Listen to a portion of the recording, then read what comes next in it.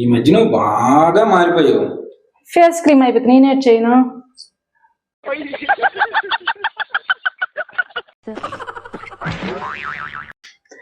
ఓయ్, ఈరోజు రాత్రికి నువ్వు ఎన్ని చపాతీలు తింటావు?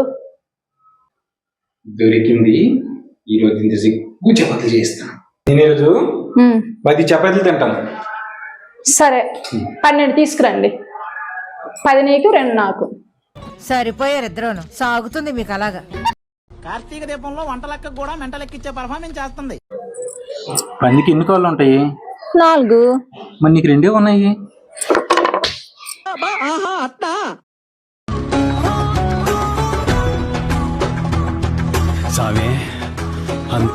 బయటికి వెళ్తున్నాను, ఏం తీసుకురమ్మంటారు? 100 రూపాయలు నిద్ర, 100 రూపాయలు ప్రశాంతత, 100 రూపాయలు మనశ్శాంతి తీసుకురాయాలి. అదంతా ఎందుకు?